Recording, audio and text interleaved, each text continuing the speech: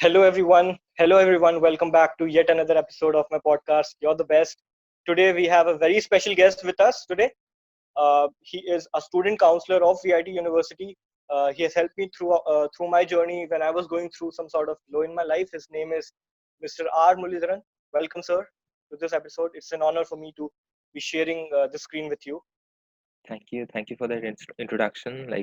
I'm really thrilled to be a part of this podcast. Thank you for having me.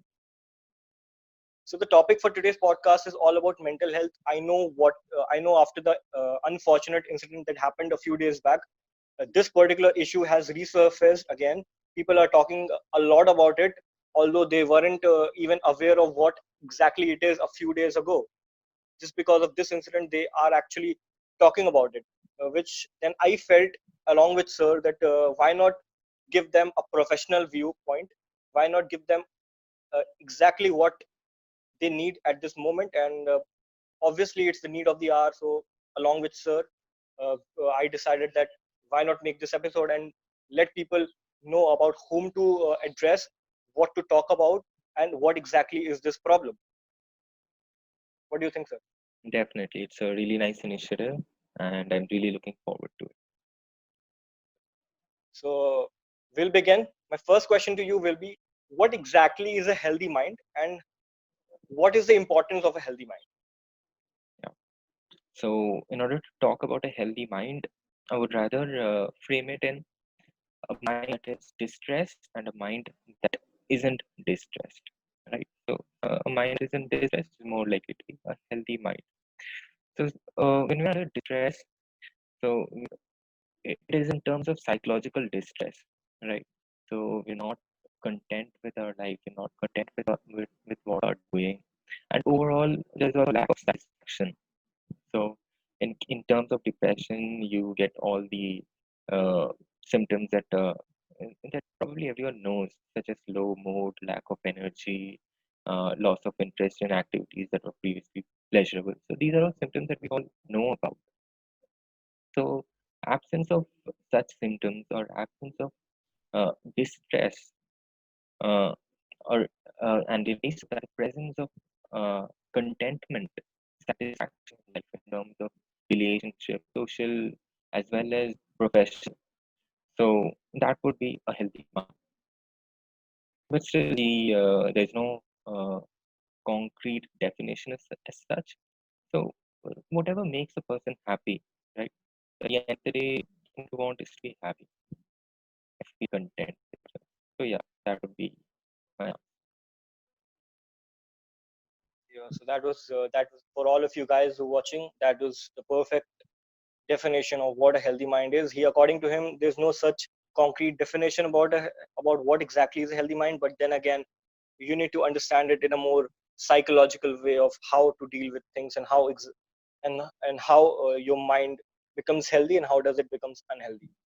Okay, so my next question to you is, um, how does your mind trick you into doing things which you thought you'll never ever do? I'm not talking about particularly in terms of attempting a suicide, but then again, there are few things like people murder, people do anything for money. If they are if they are having some sort of scarcity of money, they'll do anything for money.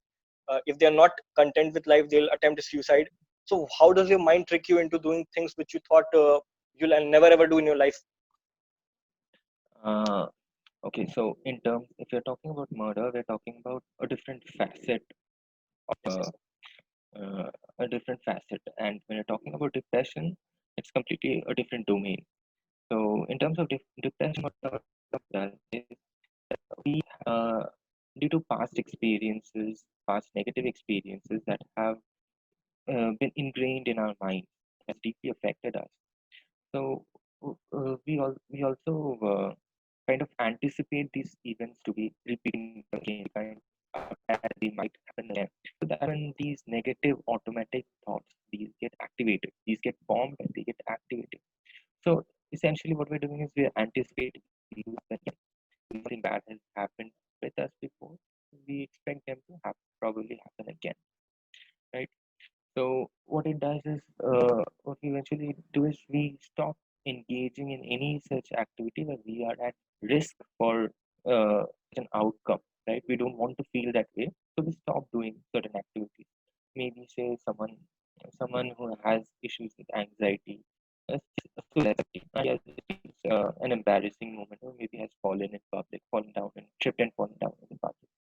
So he might anticipate that this might again happen again, and people might laugh at him. So what he might do is he might just avoid social situations, avoid places where he is exposed to such situations, and close up more, with himself. So these are all facial examples, numerous examples which restricts a person from doing something that maybe even enjoy, or something that is helpful for him.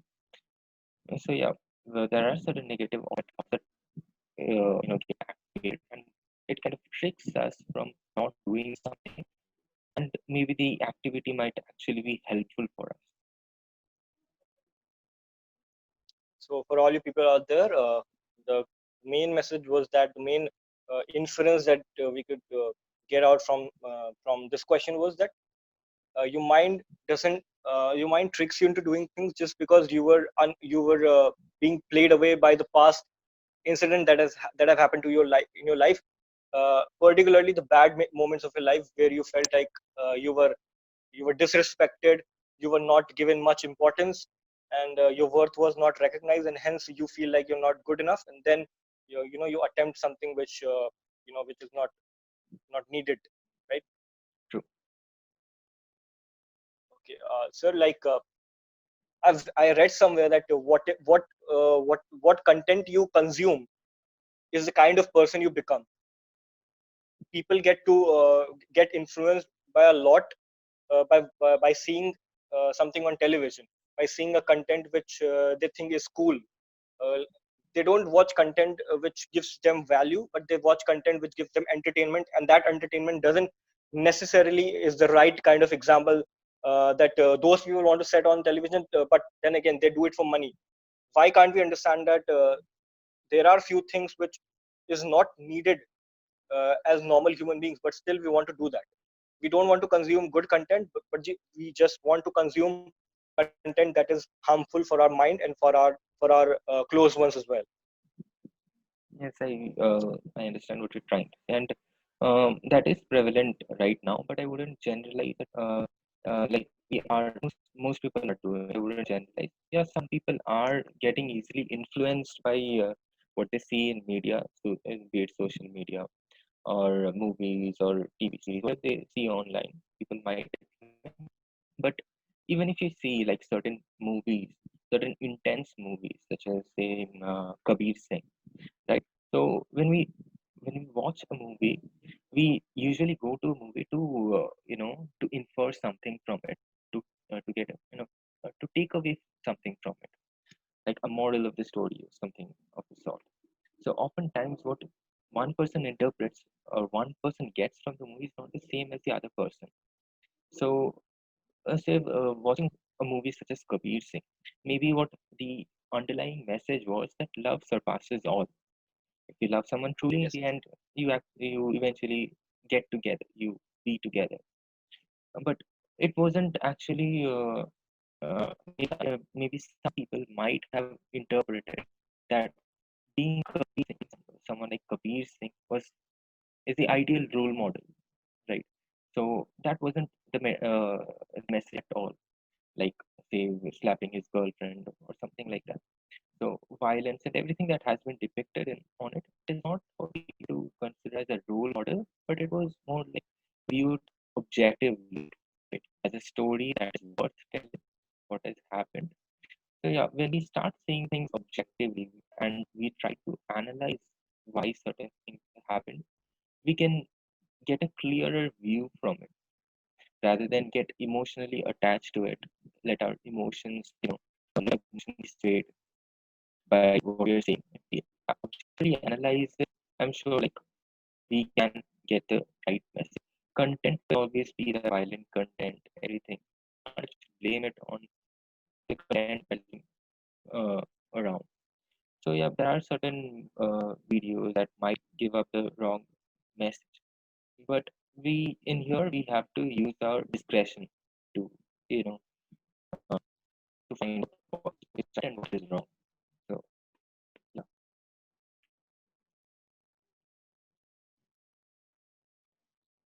Okay, that was a wonderful answer. The main message was that, I mean, it doesn't necessarily affect you unless and until you get too much involved into it, right?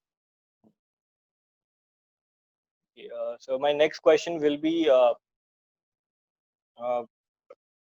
we all know what happened. That was very unfortunate, and I think everybody, I mean, most of the people, including me, including you as well, are not wanting to believe that a person of that stature can do something like that, right? which which boils down to, again, the same thing: is money, is fame, is getting praises from everyone. I mean, being a film star, you have a lot of money, you get a lot of fame, but that doesn't necessarily give you the happiness, the right amount of happiness that you require in your life. And that exactly what happened. So my question to you is very straightforward: how does one find happiness? Is it in money? Is it found in getting fame, or is it just to do with your inner self? Yeah, that is a more philosophical question rather than psychological question. Like what makes me happy is not going to make you happy, right? So, in order to understand that and to find the answer to that question, what brings happiness? The path to happiness is not a universal path. It is not the same for everyone. So, in order to understand what makes us happy, we need to keep exploring and understanding ourselves, right? Listening to ourselves and figuring it out for ourselves. And maybe in the process, we might make some mistakes. Like initially, people might think that money is what I want, fame is what I want. But eventually, when you get there, you realize that no, maybe this is what I want. And then you start to think, right? And your priorities change, your needs change, and you start realizing what's more important in your life. So, yeah, the path to happiness is not the same for everyone, and people need to figure it out for themselves. So, being aware about oneself, being mindful of what one's needs is, who am I? Understanding that is more important to know what happiness means to me or how should I be happy. Okay. So I have one more thing to ask to you, and that is, say, in a way connected to the topic, in a way not connected to the topic as well. You might have seen a lot of stories on Instagram, people posting a lot of stories and saying that, talk to me, I'll be there for you, and you're not alone, and these sort of stuffs. How many of them are real according to you? Because I don't find them real. I find them just following the trend. And if see, I believe that if you're not real enough, if you can't do that thing, just don't post that thing. Just post just don't post something which you can't do. If you can do it, then it's fine. If you are proving that, then it's fine. But if you are not doing that, if you're not able to do that, just don't post it. I find it people trying to become too cool posting that. So what is your take on that?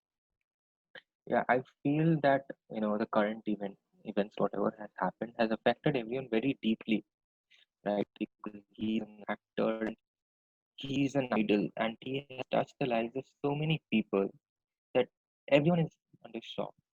And in that shock, they're responding in drastic ways, trying to reach. And in a way, I appreciate their effort, everyone's effort actually, because they want to help, but they aren't sure how to help.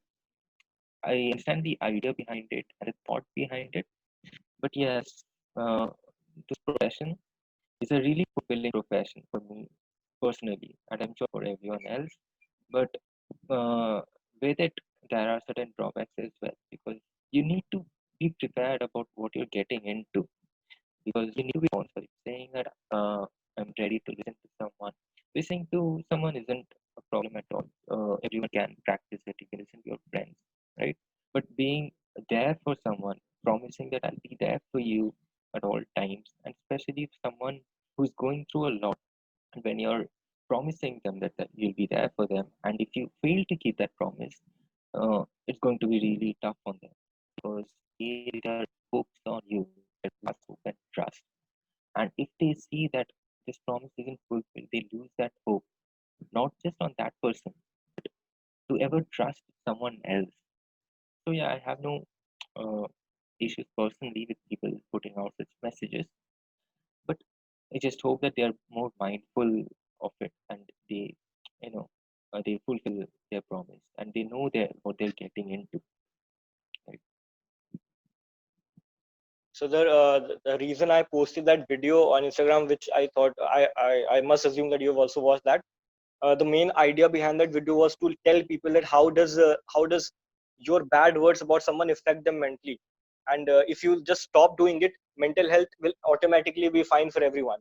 So so everything starts with a certain reason, right? So if somebody points out, if somebody doesn't give me the right kind of credit that I really deserve, if I've done something great but people don't give me credit, and I find that someone else who doesn't do that great but still gets the credit, so it will definitely affect me mentally. So I just wanted to give that message that treat everyone equally. If they are doing something good, respect them, appreciate them even if you don't like them, but never ever say something bad about them, bitch about them, and if you don't like them, just shut up. So that was my intention of putting that video, because mental health starts with all that.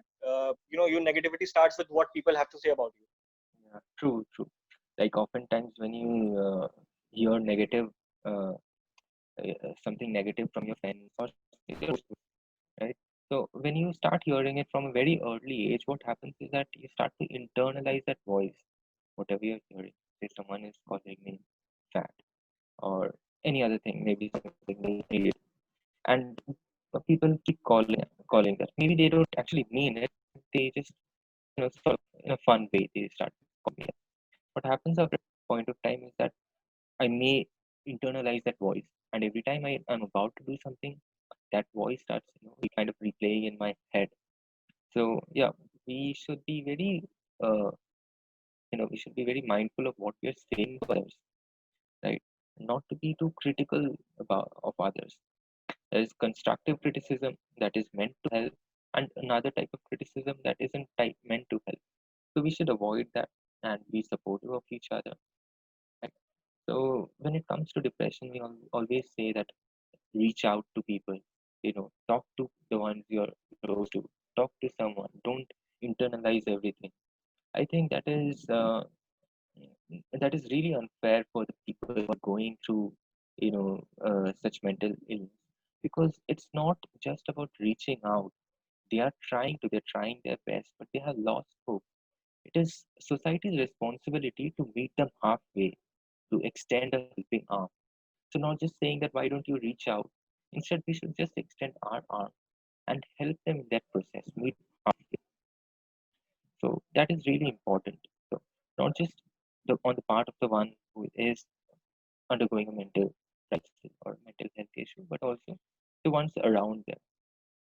Because I recently saw a video of uh, Sushant Singh Rajput, and it was an interview, and he was telling the anchor that I'm a very boring person, and I have very few friends, two or three friends, and I don't get invited to parties and all that. And then the anchor very sweetly said that I'm also your friend. Then he said then I have three friends now. So these are all kind of signs, that uh, they're trying they're trying to reach out, but we didn't notice. They are fading away, and we didn't. So it is responsibility of our of the society and the people close to us to notice the signs and to reach out and help. Yeah. So the main inference that we can get from what he said was that you need to provide you need to provide a helping hand to people. Sorry about that. You need to provide a helping hand to people so that they can be sure enough of at least telling their story to you. They might not